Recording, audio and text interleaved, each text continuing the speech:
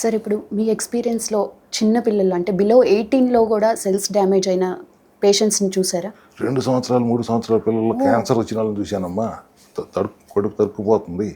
I think life style of mothers also. I don't want to blame anybody. Mothers కూడా life style మార్చుకోవాలి, వాళ్ళు తినే తిండి మార్చుకోవాలి. పొట్టలో ఉన్నప్పుడు పిల్లలు నువ్వేం తింటున్నావు అదే వాళ్ళకి వెళ్తుంది.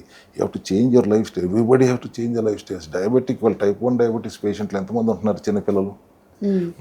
పుడుతున్నాయి కళ్ళజోడుతూ పుడుతున్నారు అన్నట్టుగా ఉంది కదా వాళ్ళు చాలామంది పిల్లలు. సో సెల్స్ అనేది చిన్నపిల్లలకైనా పెద్దవాళ్ళకైనా everything is made up of cells.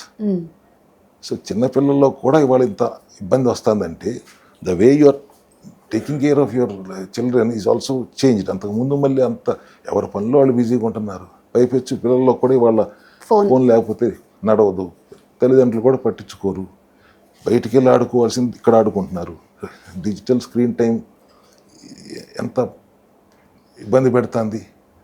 Digital detox diet చేయండి ముందు, మిగతా డైట్ల తర్వాత చేద్దురు. కానీ వారంలో ఒక్క రోజున నో సెల్ ఫోన్ డే ప్రకటించండి.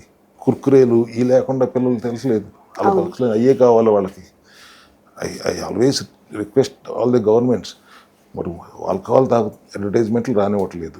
సిగరెట్ అడ్వర్టైజ్మెంట్ వచ్చిందంటే ఇంజురీస్ టు హెల్త్ అని పెడుతున్నారు. ఇటువంటి అడ్వర్టైజ్మెంట్లు వచ్చినప్పుడు కూడా ఇంజురీస్ టు హెల్త్ అని పెట్టండి, లేకపోతే ఆపేయండి. వీటిని కూడా ఆపటం కుదరదు. మీ ఇండస్ట్రీ నడవాలి. కింద అట్లీస్ట్ డిస్క్లైమర్ ఇవ్వండి, these are injuries to health అని. మేము ఒక్కడే మాట్లాడుతూ ఉంటే కుదరదు కదా, అందరూ సహకరించాలి. ఆ జంక్ తినటం ఆగిన రోజున సమాజం బాగుపడుతుంది.